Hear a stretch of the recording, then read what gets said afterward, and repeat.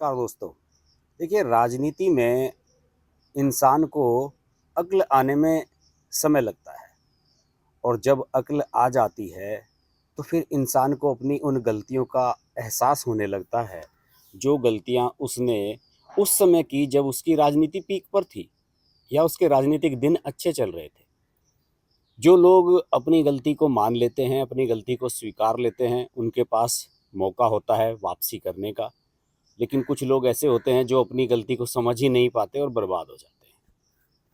एक ऐसे ही नेता हैं सुखबीर सिंह बादल। सुखबीर सिंह बादल ने एक बयान दिया है और उसमें उन्होंने एक अपील की है कि जो अकाली दल के नेता पिछले कुछ साल में पार्टी छोड़कर दूसरे दलों में चले गए हैं, उनको अब वापस अकाली दल में लौट आना चाहिए। उन्होंने किसी का नाम तो नहीं लिया, लेकिन उन्होंने ये कहा कि अगर मुझसे कोई गलती हुई है तो मैं उसके लिए क्षमा चाहता हूँ। उन्होंने हाथ जोड़कर उनसे माफ़ी मांगी है और उनसे निवेदन किया है कि वो पार्टी के हित में वापस लौट आए।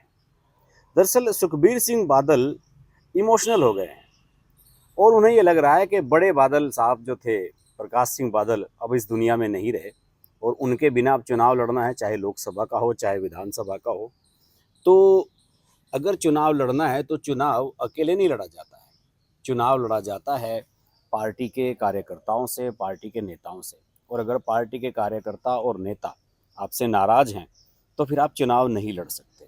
ना आपके पास टीम बनेगी, ना आपके पास फाइनेंस आएगा, आपको कुछ भी नज़र नहीं आएगा चुनाव के समय। सुखबीर सिंह बादल लगभग 15 साल से तो मैं देख रहा हूँ, पंजाब की राजनीति का सबसे फेमस चेहरा है। पंजाब की राजनीति को डोमिनेट करते रहे हैं, पंजाब की राजनीति में उनका दबदबा रहा है। और जब प्रकाश सिंह बादल अंतिम बार चीफ मिनिस्टर थे, कैप्टन अमरिंदर से पहले, अभी 2 योजना पहले, तो उस समय तो ये कहा जाता था कि प्रकाश सिंह बादल तो सिर्फ नाम के चीफ मिनिस्टर हैं, सरकार तो सुखबीर सिंह बादल ही चला रहे हैं। और ये हकीकत बात भी थी। अपनी पत्नी को जितवाया, केंद्र में मंत्री भी बनवाया। नरेंद्र मोदी के कार्यकाल में, दोनों कार्यकाल में वो मंत्री बनी हरसिमरत कौर बादल, खुद भी सांसद बने सुखबीर सिंह बादल, और केंद्र की राजनीति में भी उन्होंने अच्छा खासा दखल रखा। नरेंद्र मोदी बहुत सम्मान करते थे प्रकाश सिंह बादल का। आपने वो तस्वीरें देखी होंगी जब नरेंद्र मोदी प्रकाश सिंह बादल के चरण स्पर्श किया करते थे। वो तस्वीरें सोशल मीडिया पर आज भी वायरल होती रहती है। लेकिन अब प्रकाश सिंह बादल नहीं रहे, अब सुखबीर सिंह बादल के तो नरेंद्र मोदी पैर छूने से रहे और ना ही उनकी इतनी हैसियत है। दूसरे, गठबंधन टूटा, कृषि कानूनों के मुद्दे पर किसानों की पार्टी बनने का नाटक किया।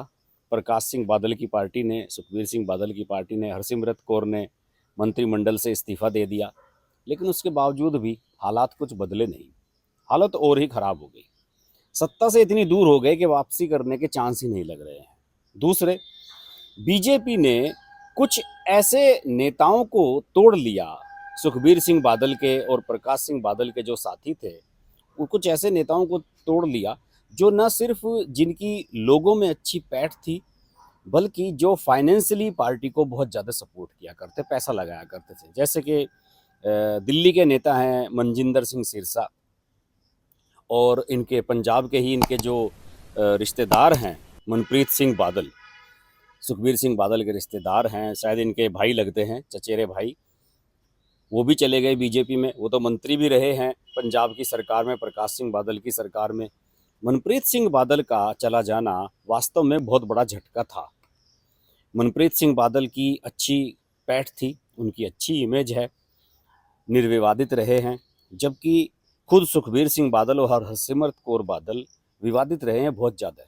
विक्रमजीत मजीठिया जो इनके साले साहब हैं सुखबीर बादल के, उन पर तो ड्रग्स माफियाओं से जुड़े होने के और पता नहीं कितने तरह के आरोप लगे हैं। उन्होंने चुनाव भी लड़ा, वो हार गए। तो इस समय सुखबीर सिंह बादल को ये लग रहा है कि अब आगे की राजनीति कैसे चलेगी।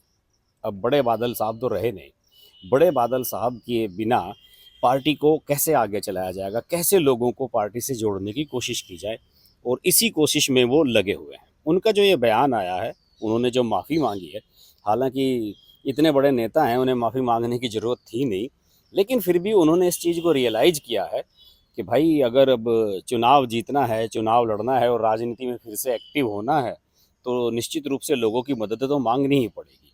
उन्हें तो इस बार लाले इस बात के भी पड़ रहे हैं कि वो और उनकी पत्नी इस बार चुनाव जीत पाएंगे या नहीं, एक बहुत बड़ा सवाल है। खैर, अब उनकी कोशिशें चल रही हैं और उनकी ये जो कोशिश है, इसके पीछे एक और छोटी सी कोशिश मुझे जो छिपी हुई नज़र आ रही है दोस्तों, वो ये छिपी हुई नज़र आ रही है कि वो कोशिश कर रहे हैं कि इसी बहाने से कोशिश ये की जाए कि फिर से एंट्री की जाए एनडीए में। और जैसे कि मैंने आपको पहले भी कुछ अपने वीडियोज़ में बताया है कि 2 लोग ऐसे हैं जो एनडीए में फिर से वापसी करना चाहते हैं, जिसमें चंद्रबाबू नायडू का नाम प्रमुख है और सुखबीर सिंह बादल। और सुखबीर सिंह बादल ने जालंधर का जो उपचुनाव हुआ, उसके जो नतीजे देखे, उसने सुखबीर सिंह बादल को निश्चित रूप से हिलाया होगा, निश्चित रूप से उनको झटका दिया होगा, क्योंकि इसमें वो तीसरे नंबर की पार्टी बन गए, जबकि अकाली दल कभी प्रदेश में पहले और दूसरे नंबर की पार्टी थी।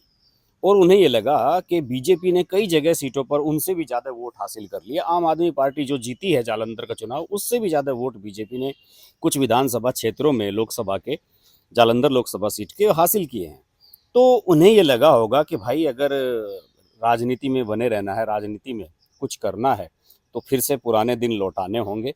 अच्छे दिन अगर चाहिए, तो अच्छे दिन के जो साथी थे, जिनकी हमने उस समय कदर नहीं की, उन्हें हमें वापस लौटाना होगा। और शायद इसी तरह का बयान उन्होंने ये दिया है कि मैं गलती मेरे से हुई, मैं गलती स्वीकार करता हूँ। जो गलती मान लेते हैं, उनको कुछ ना कुछ फ़ायदा ज़रूर हो जाता है।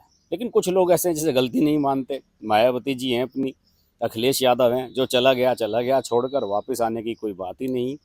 बहुत सारे नेता हैं ऐसे जो अपने घमंड में जीते रहते हैं। उद्धव ठाकरे हैं उनमें से, उन्होंने किसी से माफ़ी नहीं मांगी। उन्हें भी एकनाथ शिंदे से माफ़ी मांगनी चाहिए थी कि भाई वापस लौट आओ, पार्टी को फिर से बना लो। लेकिन वो अपनी सत्ता के नशे में चूर थे। मैं तो मुख्यमंत्री हूँ, किसी की सुननी नहीं है मुझे तो ये माहौल अब बनता हुआ नज़र आ रहा है कि सुखबीर सिंह बादल एनडीए में वापसी करना चाहते हैं, लेकिन इसके लिए उन्हें वापसी लाना होगा मनप्रीत सिंह बादल, मनजिंदर सिंह सरसा और बहुत सारे ऐसे नेता हैं जो छोड़कर गए हैं और जिन्हें लगता है कि अब अकाली दल का फ्यूचर कुछ नहीं रहा। देखिए, इसके पीछे एक राजनीति है, एक मानसिकता भी होती है। अगर आप किसी पार्टी को छोड़कर दूसरी पार्टी में जा रहे हैं, तो इसका मतलब इस पार्टी का फ्यूचर आपको अंधकार में नज़र आ रहा है, या ये पार्टी डूबती हुई नज़र आ रही है, डूबता हुआ जहाज नज़र आ रहा है, और ये एक परसेप्शन बन जाता है। इस परसेप्शन को भी सुखबीर सिंह बादल निश्चित रूप से ख़त्म करना चाहते होंगे। लेकिन क्या मनजिंदर सिंह सरसा पार्टी में लौट कर आएंगे? क्या मनप्रीत सिंह बादल को अब बीजेपी छोड़कर वापस बुला पाएंगे वो अपने पास? जिस बीजेपी के साथ वो एनडीए में गठबंधन करने की फिर से सोच रहे हैं, क्या उसको छोड़कर उनके साथी वापस आएंगे? ये एक बहुत बड़ा सवाल है। इस पर इसके जवाब आने वाले समय मिलेंगे, शायद लोकसभा चुनावों के समय इसका जवाब ज़्यादा क्लियर होगा। और अगर ये वीडियो आपको अच्छा लगे तो इसको लाइक कीजिएगा। चैनल अभी तक सब्सक्राइब नहीं किया तो सब्सक्राइब जरूर कर लीजिएगा, और वीडियो अच्छा लगे तो उसको शेयर भी कीजिए। और जो अगर आप पंजाब से हैं, तो पंजाब के लोगों के फीडबैक का मुझे इंतज़ार रहेगा। नमस्कार। अगर आपको हमारी वीडियो पसंद आई तो वीडियो को लाइक करें, चैनल को सब्सक्राइब करें और नोटिफिकेशंस के लिए बेल आइकन को प्रेस करें।